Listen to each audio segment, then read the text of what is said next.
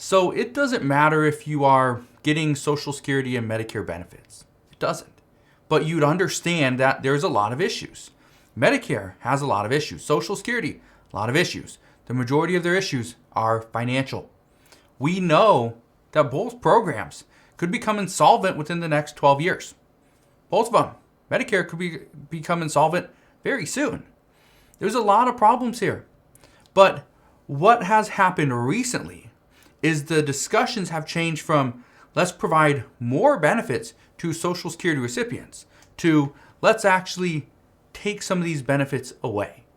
And I want to address why, okay? Because we do not know if Social Security is going to get cut. We don't know if people are going to get, instead of 100% of their benefits, maybe just 90 or 80%.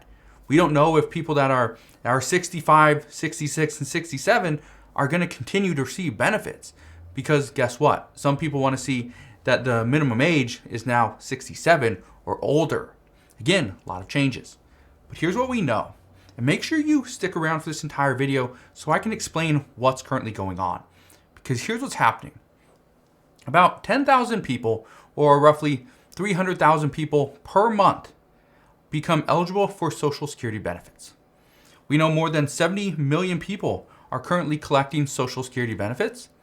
More than 60 million people are enrolled in Medicare. And we still have 75 plus million people who are on Medicaid. Now, this is a substantial number of people who are currently getting benefits. One of the biggest myths that I think we have regarding our government programs is that they're fully funded. The Social Security and Medicare fully funded because of tax revenues. But that's not even close. It's not even close. The Treasury has to, pull out money every single year in order to pay for Social Security and Medicare. And it's all because lawmakers can't agree on raising taxes. Well, based on the roughly 74 million baby boomers that are actually retiring very soon, these figures are going to be drastically different. They're going to change and in a big way. But what has recently happened is that the Congressional Budget Office, the CBO, they released a report estimating how much of a deficit the U.S. government will be in if Social Security and Medicare are not fixed immediately. Now, probably think, well, can't be that big of a deficit. We're already $30 trillion in the hole, right? Well, the CBO is estimating that the U.S. would be in debt by $112 trillion in the next 30 years. That's $112 trillion with a T. I didn't misspeak. Okay? It's $112 trillion. That's almost 4 times where we're at right now. Now, here's what they say. They break it down, which is nice of them. They break it down for us, and they say there will be about $21 trillion that's going to come from Social Security directly. There's going to be about $46 trillion that would come from Medicare. And the other $45 trillion are projected interest costs. That's interest alone is double what we would be spending on Social Security. That's just the interest. Now, the reason I bring this up is because officials say that something must be done. And it must be done now. We've been learning about these different problems for years, right? It's not just something that is caused by the pandemic, caused by rising interest rates, caused by rising inflation. That's not the reason why. The problems that are coming up for these government programs, we've been learning about these for a while. Now, we don't have enough money to fund these programs, and we know that, right? We're running out of money, but we're also running out of time. We don't have the means to keep sending out 100% of benefits in the near future, but nobody seems to be doing anything about it. All we keep getting is there's a new report. It says, yep, Social Security recipients are screwed. Oh, there's a report over there. Yep, Medicare could be gone. All these things are not really providing confidence in the American people. And the problem is that with costs rising all across the board, running these programs is not going to get any cheaper. But the taxes that we pay, they're not really rising that quickly either. Now, honestly, do I want to see taxes increase? Obviously not. I don't want to do that, right?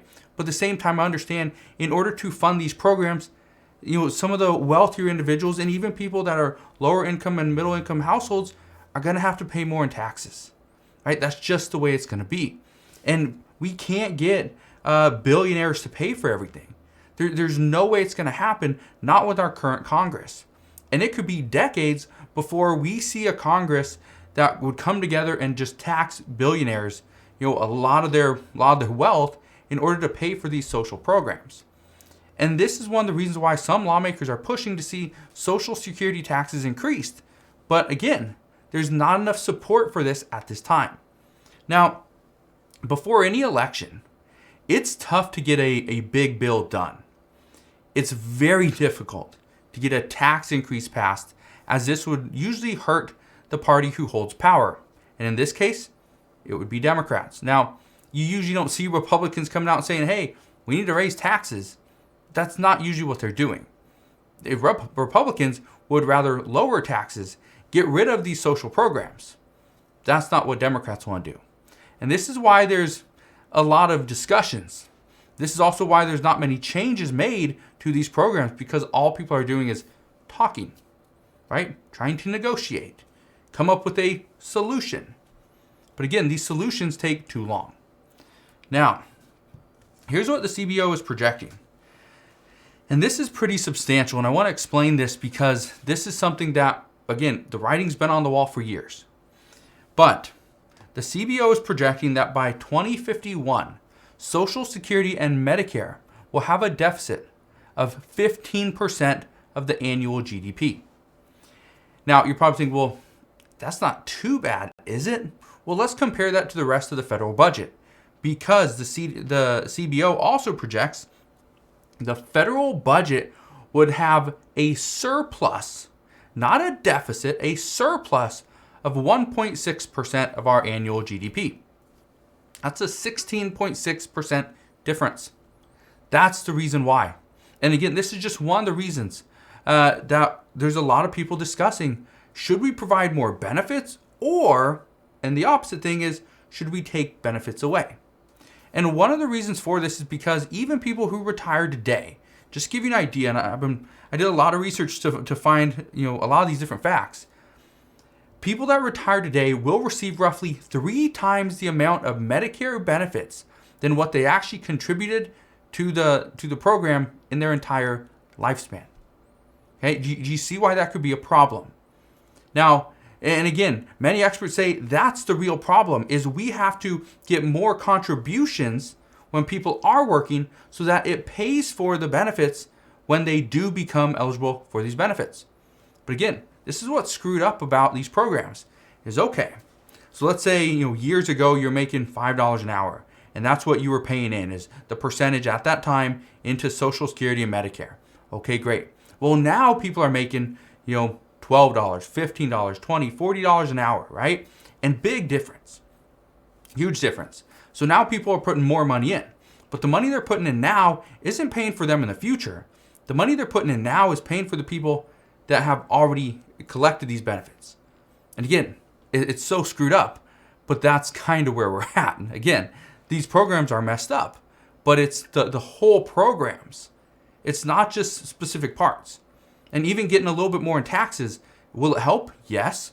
It will, keep these programs, solvent for a little bit longer, but how much longer? So I know a lot of people are asked, so what's actually going to happen? Here's what I can tell you. And again, there's a lot of speculation that something has to happen soon.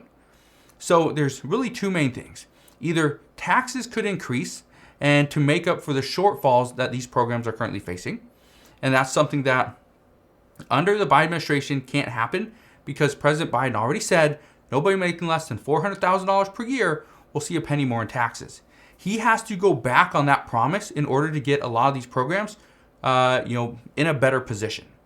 But that's one promise that he doesn't want to break. And so that's one of the reasons why Democrats are having a tough time passing anything, is because in most of their plans, it's okay, anybody making less than $400,000 might have to pay a little bit more in taxes. But again, they don't want to screw over President Biden, at least at this time. Now, The worst thing that could happen is that some benefits are actually cut in order to extend the programs many more years. And again, I've talked about this in the past where there's people that have mentioned, well, okay, let's cut benefits from 100% down to even 85 to 90%. This would prolong their benefits. All right, we could get some other incentives, other programs in to help make up the kind of the shortfall that those people would be facing. But again, it might cost the same amount of money, right? The other thing people have talked about is any new person anybody that is trying to collect Social Security benefits, that you would have to be not 62, you would have to be 65 at the minimum, or even 67 years old. So it would take you 3 additional years where you'd have to keep working, keep putting money back into the system, and then you could finally retire. Now, some people say that's not the best move. That's not something that many people counted for, because if they've been saving up for, let's say, 40 years, right? They plan on retiring at 62, and yet you say, no, you can't retire at 62. We're going to push you all the way back to 65. That means they have to make up 3 years. 3 years. And some people might not be able to do that. So, a lot of issues right now, but I just wanted to break down what is currently going on. And if you have questions regarding Social Security or Medicare, or what lawmakers are trying to pass, let me know, okay? And I know this is a question I get all the time, is what about us on Social Security, SSI, SSDI? What about us? That was the reason for this video, is I wanted to just clarify what's currently happening. And what's happening is many people are worried that our deficit is going to continue to rise unless there's some type of fix that goes on between Social Security and Medicare. So, again, if you have any questions whatsoever, please ask your questions down in the comment section below. Again, thank you guys for watching. Consider subscribing, and I'll see you guys on the next one.